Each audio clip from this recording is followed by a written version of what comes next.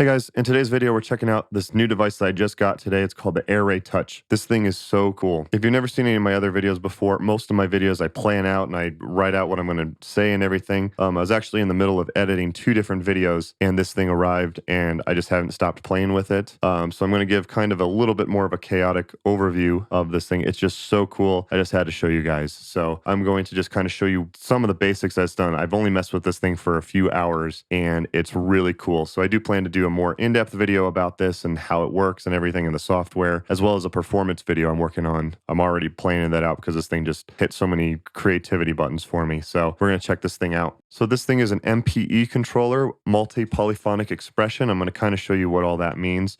Basically, if you push this button, you have 16 different layouts that you can choose. So this is like a piano type layout, but it also has this layout here at the top. So let's check out layer 2 is another piano, but you have 2 separate pianos, so you can have them at 2 different octaves. You can program your own. I was starting to program my own. I'm going to show you what these do here in a second. So for example, I'm just going to load snapshot 1.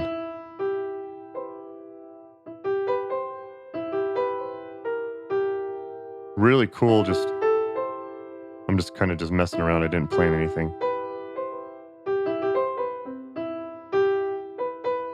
And you can change the octaves up here.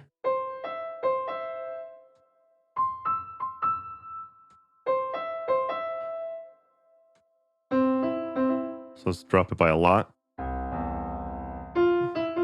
But it's cool because it only changes the octaves down here, whatever the last one I pushed. It doesn't change this one up here, so I have 2 separate controls up here. So this is like more laid out like a piano. Whereas this one's laid out more like a guitar. So here's your frets. But then here's a power chord. Here's a, so I guess it's like D string, G string, and here's your B string. So that's the way that this one's laid out. So here's your power chord.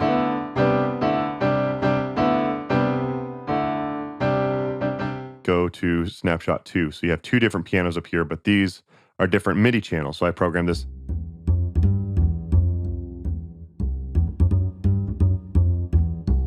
To be the bass, but this to be a vibraphone.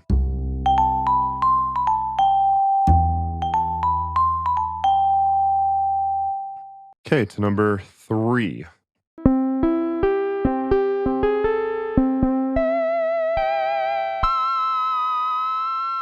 But I like how it has that pitch bend.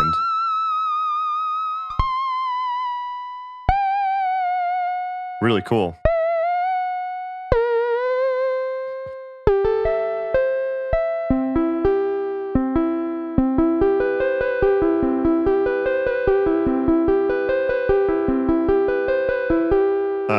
And then you can change the octave right here. It's too high.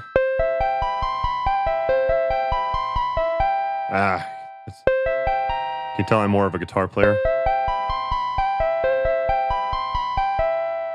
You can also change the key of it right here. So right now it's in C major. I can set it to C melodic minor, or let's do Aeolian, so minor.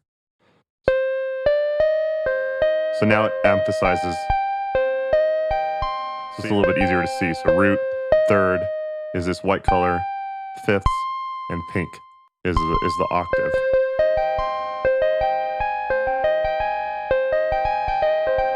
Really cool. Change the octave.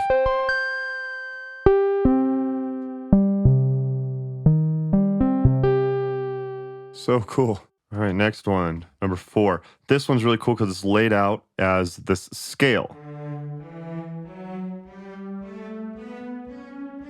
So do, re, mi, fa, sol, la, ti, do. Super cool. And again, you can push this button right here and you can set the key. So this one right now is set to D major. What if I set it to D minor or D Aeolian? Now it's in D Aeolian. I can set it to D Dorian.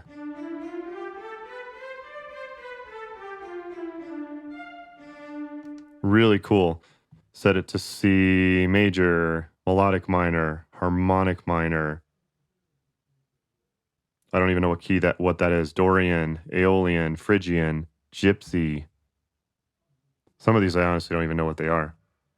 But let's do Phrygian. Phrygian's a cool key.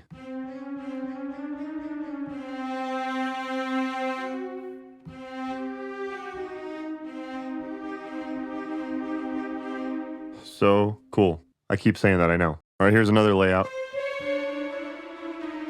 So it's the strings you probably wouldn't use with this, you probably use with something else. But the reason why I chose this one is one, I love the ripples when you hit it. Super cool. You have this alt mode right here, so it changes to whatever you program it to be. But what I did with this one is I programmed it so strings are down here, and then when I go up, it switches to horns.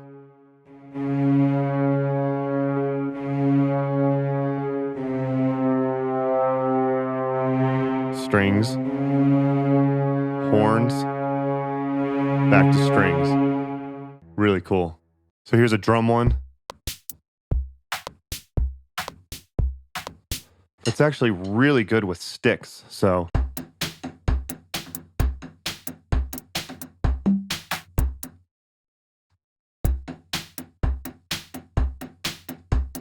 You can tell I'm not a drummer, but.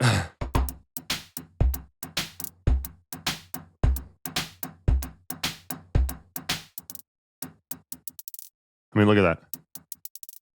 Just, it's awesome. This one is really cool. So each of these sections transmit on a different MIDI channel. So this one I have drums. This one I have a harp. This one I have like a weird synth. Creepy synth. So you could.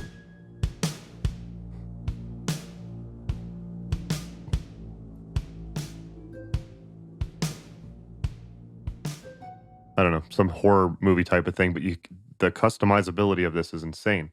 This mode's pretty cool looking. This is kind of set up as a whole tone.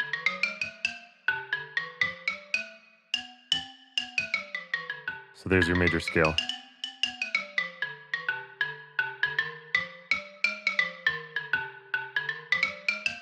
Which is pretty easy as a guitar player, because that's your minor scale, or there's your major scale right there. Pretty sick. Or there's a D major scale. This thing's awesome. So you have all these other modes, like here's a sequencer and some like faders you can control. I really like this one. This is cool because you can see when you push pressure.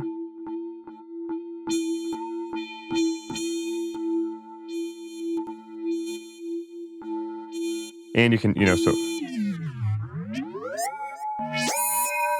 if you have MPE on, you have all sorts of different things that you can do. So crazy. Just so you can see the pressure sensitivity. So if I push, just really cool. You have your faders right here, XY pads to control stuff, more faders, different versions that you want. It has a sequencer right here. So if you wanted to program this sequence, man, I wouldn't even know where to begin with that. But then you have your fader control right here. So this is a great like Ableton setup. And then what I started doing is you can actually program your own. So here's a way, and then this is an option to control everything that you want on here. So if you watch, I'm manually controlling this to whatever I want. So let's say I want to put a button right here, change the size. Let's change the color. So the style, dual color, solid color, center fill. So the center, I can make a different color than the outside. So when I hit it, see it turns yellow inside with like this orangish color. If I want to turn it green, now it turns green, but it's blue on the outside. If I want to change that, I can make it more white on the outside and green in there. I can change, do I want it to be a note on, a control change, a program change? So let's change it so that the root is actually G now. So now it's a G. Go down an octave. Just insane. Here's a fader, so I can program the fader right here. I can delete that if I'd like. A drum pad right here. So let's do a keyboard right there. I don't know if there's enough room for the keys. Yeah, so there we go. So now we have a keyboard, and then I want to save it. I hit the save button right here. So again, it's just crazy the amount of stuff that you can do with this thing. Again, this isn't one of my standard videos. I'm kind of just going through this just because I'm really excited about this thing and all the things that it can do. I'm going to do a more in-depth guide on this in the future. I just wanted to show you guys this new thing that came out that just blew my mind. I'm going to absolutely add this into my looping setup and everything like that. So I know this video was a little chaotic. If you enjoyed it, just hit the like button. If you guys are interested in seeing more videos like this in the future, I am going to do multiple videos on this. I'll do a performance video as well as an in-depth guide once I get to know this a little bit more. Like I said, I've only used this for like an hour, hour and a half tops before making this video. It's just really a cool device. So be sure to subscribe and hit the bell when you want to see when I put new videos out. Thank you guys again for watching, and I'll see you guys next time. Thanks.